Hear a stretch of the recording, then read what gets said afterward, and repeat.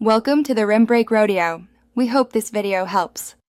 In this video, I will explain how to use the Happier Jump in Murder Mystery 2. This technique is a valuable skill for navigating the game's maps, helping you reach new vantage points or escape dangerous situations. First, make sure your in-game sensitivity is set to a comfortable level, typically between 0.5 and 1.0 for optimal control. Also, ensure your jump key is easily accessible. To execute the Happier Jump, begin by pressing your jump button. As your character leaves the ground, simultaneously input a directional movement, often a forward or diagonal sprint. The crucial next step involves a swift, controlled camera movement, or flick, in the direction you wish to gain momentum.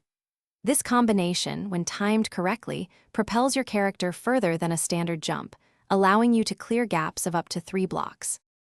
Mastering the Happier Jump heavily relies on precise timing. The window for the combined inputs is quite narrow, often less than 1/10 of a second.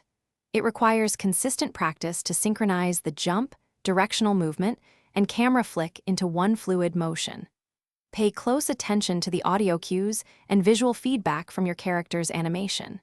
Dedicate at least 15 minutes daily to practice this technique in a private server to build muscle memory. Once you've mastered the basic Happier Jump, consider integrating it with other movement techniques, like wall bouncing, for even greater mobility. This jump provides a significant tactical advantage, allowing you to reach elevated platforms up to 4 blocks high, surprise opponents from unexpected angles, or quickly escape dangerous situations. With dedicated practice, you'll find yourself navigating maps with unprecedented speed and agility, giving you a clear edge in every round of Murder Mystery 2. Thanks for watching. Consider subscribing if we helped you.